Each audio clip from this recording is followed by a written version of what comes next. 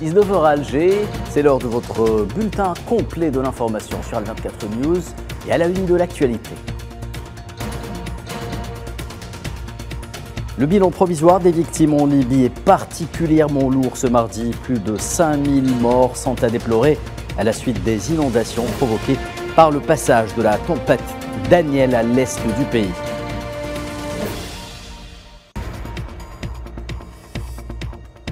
Il n'y aura pas de prolongation des sanctions contre le Mali. La Russie brandit son veto pour annuler une décision du Conseil de sécurité de l'ONU.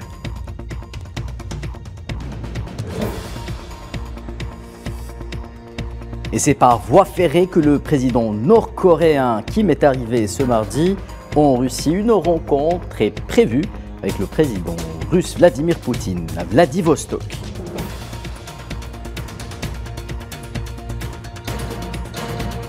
Enfin, football à moins d'une heure du coup d'envoi de Sénégal-Algérie à Dakar. Les Verts affrontent les champions d'Afrique pour un match de gala.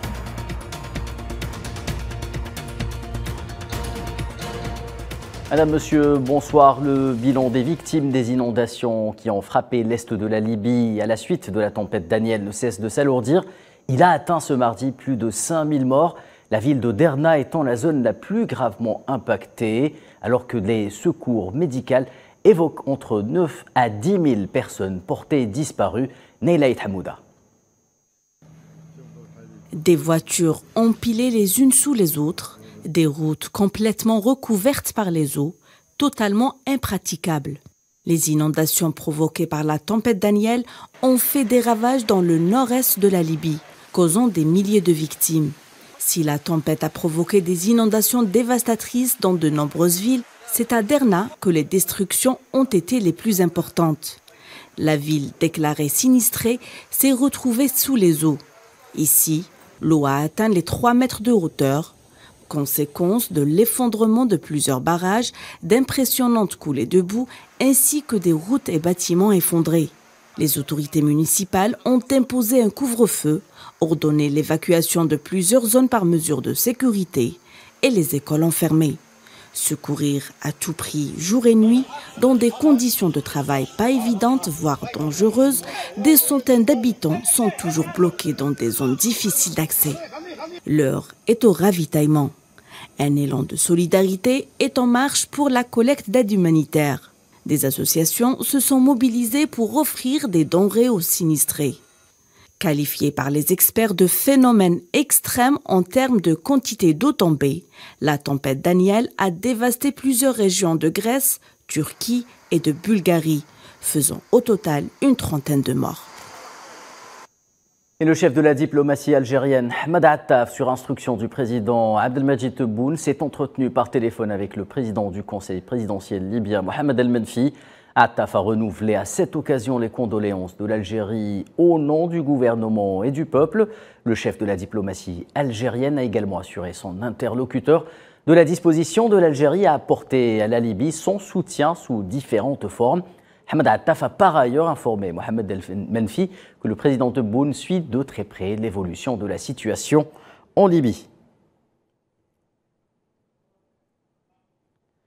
Et toujours sur instruction du président Abdelmadjid Tebboune, l'Algérie a décidé d'ériger un pont humanitaire aérien pour l'envoi en urgence d'importantes quantités d'aide humanitaire constituées de produits alimentaires, matériel médical, vêtements et tentes via un pont aérien de 8 avions relevant des forces aériennes de l'armée nationale populaire. Et suite à cette catastrophe, le Conseil présidentiel libyen a lancé un appel à l'aide internationale destinée aux pays amis et voisins de la Libye. Une aide internationale qui se met en place doucement mais sûrement. Plusieurs pays ont annoncé l'envoi d'aide. Les autorités libyennes qui ont aussi décrété 3 jours de deuil national.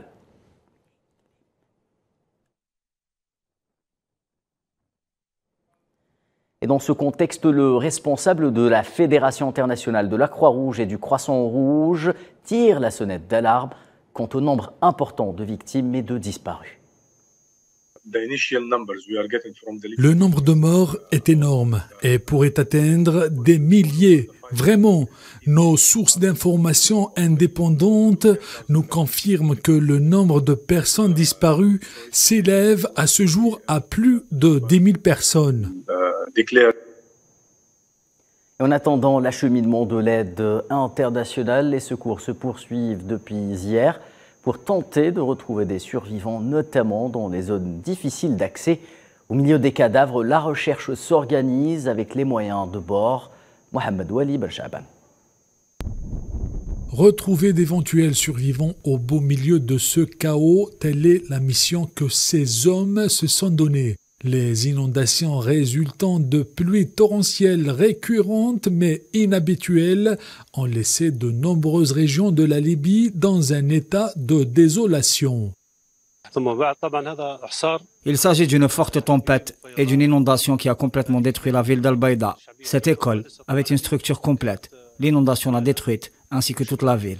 Les gens ont perdu leurs biens et leurs voitures. Cette inondation nous frappe chaque année, mais cette année, elle a été plus forte que les années précédentes. Avec les moyens du bord, survivants avec le soutien d'organisations locales et de bénévoles, se sont immédiatement mobilisés pour répondre à cette catastrophe. Des équipes de secours déployées pour évacuer les personnes piégées par les eaux montantes, fournir des soins médicaux d'urgence et distribuer de la nourriture et de l'eau en attendant l'arrivée des aides humanitaires internationales. Les ressources locales sont mises à rude épreuve. Les besoins continuent de croître. L'appel à l'aide internationale a été lancé pour fournir un soutien supplémentaire à la population sinistrée. Les organisations humanitaires internationales se mobilisent pour acheminer des fournitures essentielles, des équipements de secours et du personnel spécialisé vers la Libye.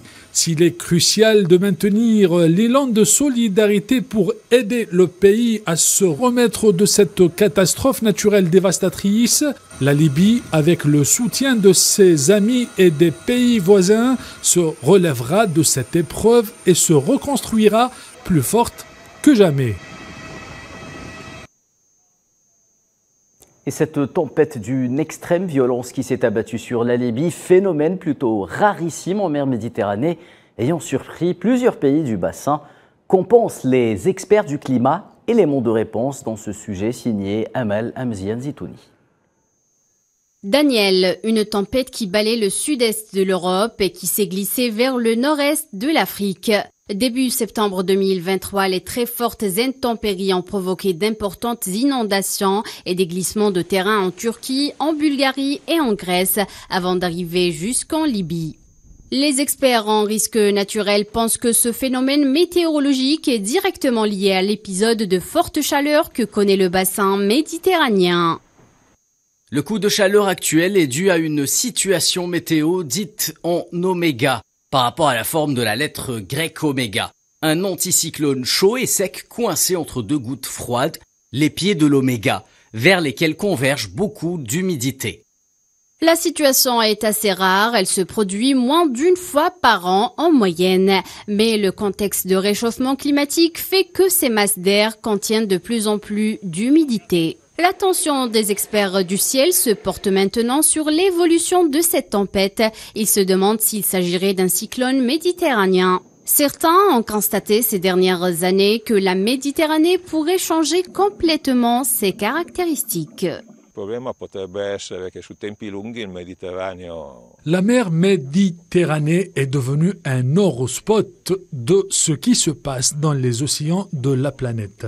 C'est un peu inquiétant, non seulement du point de vue de l'évolution des espèces vivantes qui trouvent désormais des conditions de vie totalement différentes, mais aussi parce que ces conditions conduisent à des événements atmosphériques extrêmes et violents. Bien que ces événements soient encore sporadiques, nous assistons à des précipitations semblables à des ouragans. Si l'on prend la Méditerranée comme échelle de référence, on préfère parler de tornades.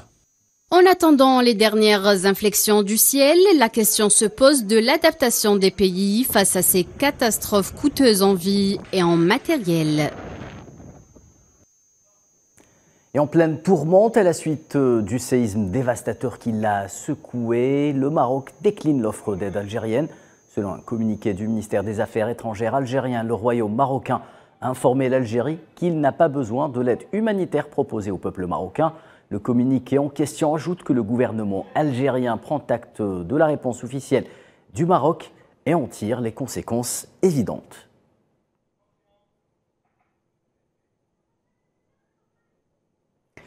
Le Maroc, je le disais, donc l'autre pays nord-africain touché cette semaine par un séisme. Quant à lui, le bilan des victimes et des blessés ne cesse de s'alourdir. Le dernier bilan provisoire émis par le ministère de l'Intérieur marocain fait état de quelques 2901 morts et plus de 5500 blessés.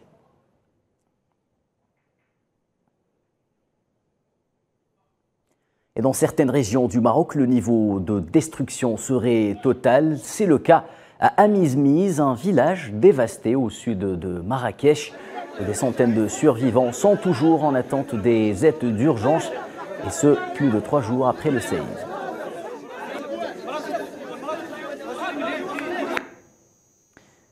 Et certaines ONG sur place font état d'une insuffisance des aides apportées aux habitants touchés par ce séisme. Nourriture, eau, abri et autres médicaments, un manque important est constaté sur place.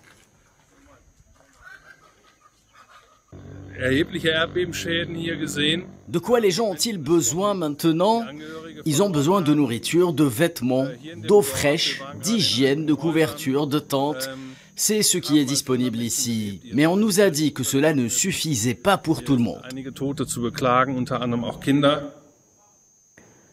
Et voilà donc en ce qui concerne ces 2 dossiers de catastrophes naturelles. Le Sahara occidental à présent, le président sahraoui Brahim Ghali s'est entretenu hier avec le secrétaire général des Nations Unies Antonio Guterres au siège des Nations Unies à New York. Les échanges ont porté sur un certain nombre de questions d'intérêt commun, notamment la réalité, les perspectives du processus de paix au Sahara occidental et les moyens de le relancer. Dans ce contexte, et après avoir évoqué les obstacles dressés par l'État occupant marocain à la tenue d'un référendum d'autodétermination, le président de la RASD a souligné le rejet par la partie sahraoui du silence des Nations Unies et les pratiques provocatrices menées par l'État d'occupation dans les territoires sahraouis occupés qui se déroulent au vu et au su de tous.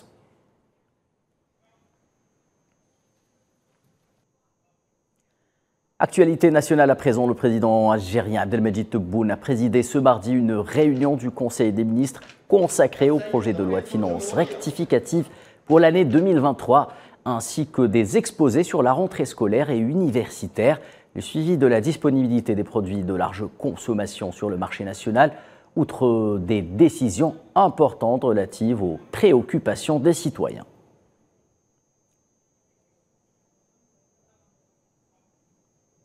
La Russie brandit son veto au Conseil de sécurité de l'ONU pour annuler la décision relative à la prorogation des sanctions, du délai des sanctions contre le Mali. L'ambassadeur russe auprès des Nations Unies a déclaré à l'Assemblée générale de l'ONU que la Russie n'est pas favorable à la reconduction systématique et sans délai des régimes de sanctions.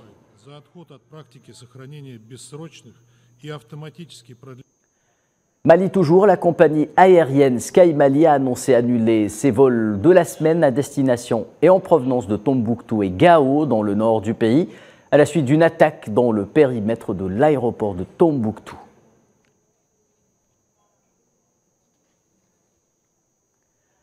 Une délégation officielle malienne avec à sa tête le chef de la diplomatie Abdoulaye Diop et le porte-parole du gouvernement et ministre de l'administration territoriale Abdoulaye Maïga a été reçue par le CNSP au Niger.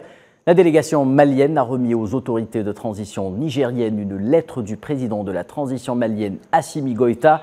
Les entretiens ont évoqué les défis communs entre les 2 pays, notamment sur le plan sécuritaire et politique.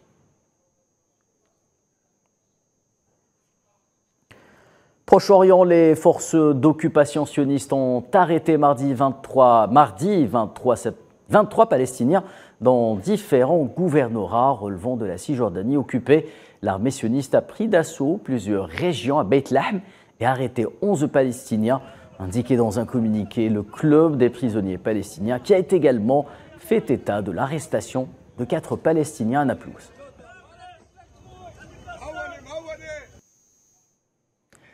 Je vous le disais en titre, un train transportant le président nord-coréen Kim Jong-un est arrivé mardi en Russie, où il a été accueilli par le gouverneur de la région de Primorsky Krai, Oleg Kozemiako.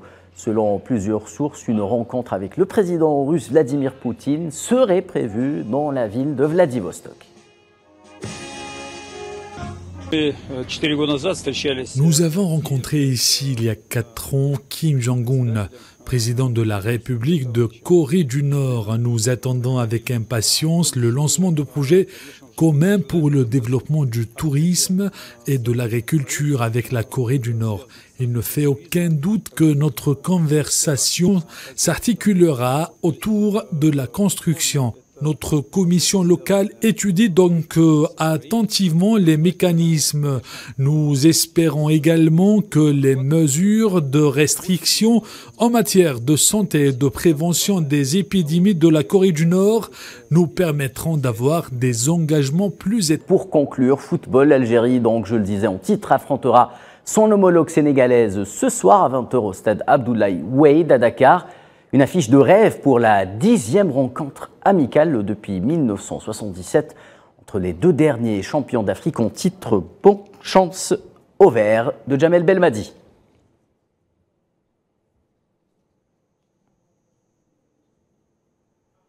C'est la fin de ce journal. Merci de votre attention. Je vous donne rendez-vous tout de suite pour l'échiquier international.